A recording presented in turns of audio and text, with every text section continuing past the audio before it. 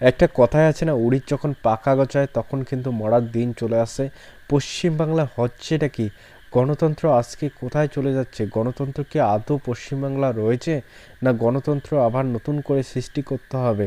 যেটা দেখা যাচ্ছে পঞ্চম দফার ভোট চলাকালীন যে পরিস্থিতিটা দেখা গিয়েছে, সেটা দেখলে কিন্তু আপনারও মাথা ঘুরে যাবে। 2024 গণতন্ত্র উৎসবে সবাই আপনারা সামিল হয়েছেন। অনেকে অনেকের ভোট কিন্তু নিজস্ব যে প্রার্থী রয়েছে, যাকে আপনারা প্রধানমন্ত্রী হিসাবে সিলেকশন করতে চান, তাকেই কিন্তু আপনারা ভোট দিয়েছেন। বিগত 4টি দফা আপনারা দেখে গিয়েছেন। পঞ্চম দফায় যে পরিস্থিতিটা উঠে এসেছে, হাওড়া অরবিন্দ আবাসনের ভোট চলাকালীন কিছু দুষ্কৃতী, এখানে 10 থেকে 12 জন দুষ্কৃতী বাইকে করে চলে আসেন। আসার পরে সেই আবাসনে প্রথমেই তালা লাগান।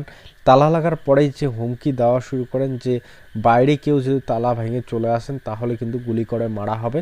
বৃত্তান্ত নানা মতবাদ দুষ্কৃতীরা করেছিলেন সেখানে এই অরবিন্দ আবাসনে। তার ফলে কিন্তু সাধারণ মানুষ সেখানে গিয়ে ভোট প্রদান করতে পারেনি।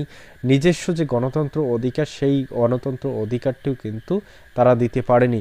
তারপরে কিছু সময় যাওয়ার পরে যখন খবরটি চলে যায় সেন্ট্রাল ফোর্সের কাছে এবং রাজ্য পুলিশের কাছে, তারপরে সেই বিষয়ে জানাজানির পরে যখন ভোট কেন্দ্রে চলে আসে, তারপরে তালা খোলা হয়, তারপরে কিন্তু ভোট আবারও চলে।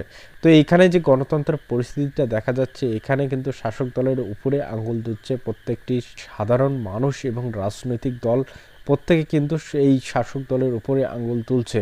শুধু এটাই নয়, আপনারা দেখেছেন বিভিন্ন রাজনৈতিক যে দলের নেতারা রয়েছেন, এখানে বিজেপি প্রার্থীর হতে পারে, সিপিআইএম এর হতে পারে, কংগ্রেসের হতে পারে। শুধু এটাই নয়, বিভিন্ন রাজনৈতিক যে দলের নেতারা রয়েছেন তাদের উপরে কিন্তু শাসক দলের নেতারা হামলা করেছেন এবং অনেক জায়গায় কিন্তু অ্যাটাকও করেছেন। আপনারা দেখেছেন 6 জায়গায় কিন্তু অর্জুন সিং যে রয়েছে ব্যারাকপুরের বিজেপি প্রার্থী, টিএমসি থেকে আসা, তাকে কিন্তু 6 জায়গায় অ্যাটাক করেছেন এবং তাকে কিন্তু বিভিন্নভাবে হেনস্থা করার চেষ্টা করেছেন। অনেক কিন্তু ওখানে সমালোচনা দেখা গিয়েছে।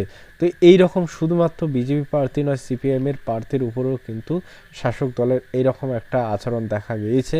এর ফলে কিন্তু গণতন্ত্র পশ্চিমবাংলায় অনেকটাই কিন্তু বিচ্ছিন্নতা দেখা দিচ্ছে। এখানে আপনার মতে কি মনে হচ্ছে, পশ্চিমবাংলায় আদৌ কি গণতন্ত্র রয়েছে?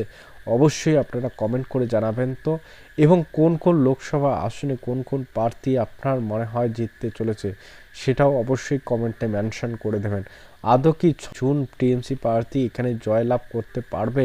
এখানে কি টিএমসি প্রার্থী 30টারও বেশি আসন পাবে, না 4 জুন বিজেপি প্রার্থী এখানে 30টির বেশি আসন পাবে? অবশ্যই আপনারা কমেন্টে মেনশন করে দেবেন।